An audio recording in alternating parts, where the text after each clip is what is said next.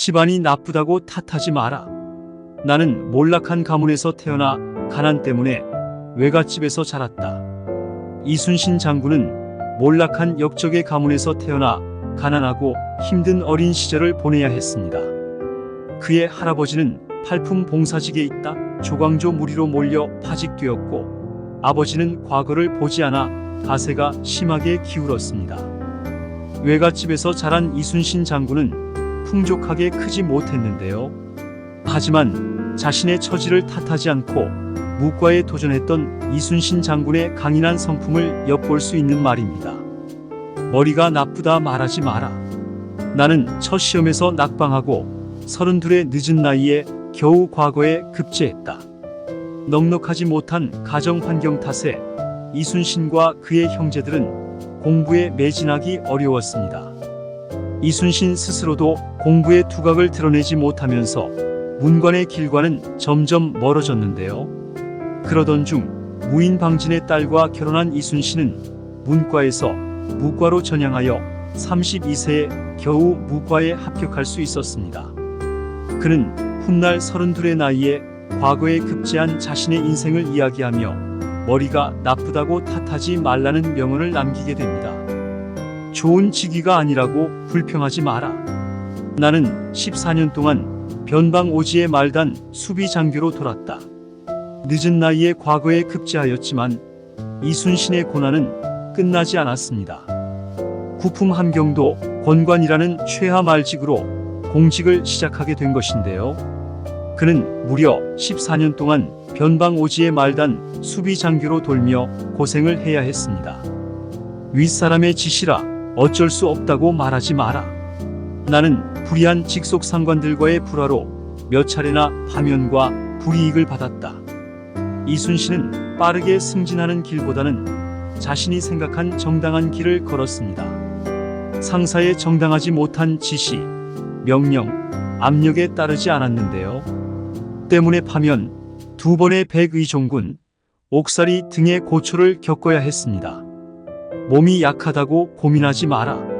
나는 평생 동안 고질적인 위장병과 전염병으로 고통받았다.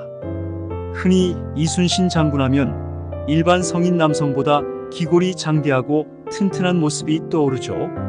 하지만 실제로 그는 체질이 건강하지 않아 위장병과 전염병에 자주 걸렸으며 사천해전에서 화살을 맞아 제대로 치료를 받지 못해 평생 고통스러워했다고 합니다. 이순신 장군은 이 같은 자신의 체질에 대해 스스로 자신의 고질병을 언급하며 몸이 약하다고 고민하지 말라는 말을 남겼습니다. 참고로 류성룡은 징비록에서 이순신은 말과 웃음이 적었다. 용모는 단하에서 마음을 닫고 몸가짐을 삼가는 전형적인 선비와 같다고 기록하고 있습니다. 기회가 주어지지 않는다고 불평하지 마라. 나는 적군의 침입으로 나라가 위태로워진 후 47의 제독이 되었다. 2번의 백의종군과 옥살이, 파면 등을 겪어야 했던 이순신 장군. 실제로 매우 늦은 나이인 47살, 그것도 전쟁 중에 해군 함대 사령관 자리인 제독에 올랐는데요. 그는 이러한 자신의 경험을 두고 기회가 주어지지 않는다고 불평하지 말라는 명언을 남겼습니다. 실제로 평탄치 않은 관직 생활을 했던 이순신 장군이기에 이런 말을 남길 수 있지 않았나 싶네요. 조직에 지원이 없다고 실망하지 마라. 나는 스스로 논밭을 갈아 군자금을 만들었고 23번 싸워 23번 이겼다. 이순신 장군이 삼도수 군통제사로 임명되어 활동할 당시 상황은 매우 열악했다고 합니다. 조정의 지원이 전혀 없던 상황 속에서 그는 스스로 농사를 지어 전략과 전술에 필요한 군자금을 확보하고 물자를 보충 공급하는 것도 직접 지휘하였다고 하는데요. 이러한 노력의 결과 이순신은 23전 23승이라는 불패 신화를 기록하며 임진왜란을 승리로 이끌 수 있었습니다. 윗사람이 알아주지 않는다고 불만 갖지 마라. 나는 끊임없는 임금의 오해와 의심으로 모든 공을 뺏긴 채 옥살이를 해야 했다. 앞서 이순신 장군은 2번의 백의종군을 떠났다는 이야기를 했는데요.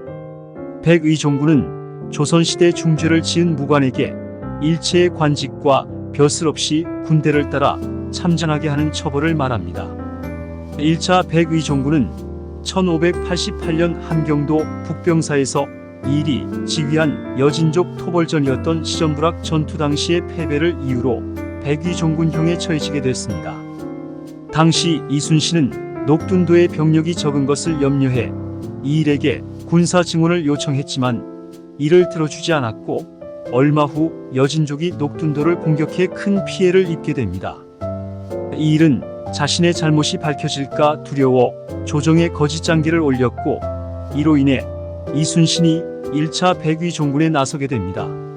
2차 백의종군은 수군을 이끌고 나가 가등청정의 함대를 요격하라는 선조의 명령이 함정인 줄 알았던 이순신이 출전을 미루자 선조는 이순신이 왕명을 어겼다는 죄목으로 그를 체포했는데요. 원균의 모함까지 이어져 조정은 이순신에게서 삼도수 군통제사 직책을 박탈하고 2차 백의종군을 명했습니다. 매우 억울할 만한 상황이었지만 이순신 장군은 오히려 윗사람이 알아주지 않는다고 불만을 갖지 말라는 명언을 남겼다고 하죠.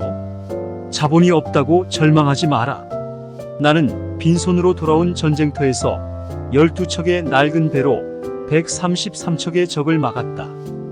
억울한 누명으로 삼도수 군통제사 자리를 박탈당한 이순신의 자리는 원균이 대신하게 됩니다. 이순신 장군의 자리를 넘겨받은 원균은 칠천량 해전에서 전투를 치르지도 못하고 몰살당하는 조선수군 최대의 피해를 야기하는데요. 칠천량 해전의 패배로 조선수군이 보유하고 있던 한옥선과 거북선이 대부분 파괴되지요. 다시 삼도수 군통제사로 복귀한 이순신에게 남은 것은 배설 장군이 이끌고 나온 12척의 배뿐. 하지만 이순신 장군은 이에 굴하지 않고 총 13척의 판옥선으로 133척에 달하는 외선을 막아내며 역사에 기록될 명량해전 승리를 거두었습니다.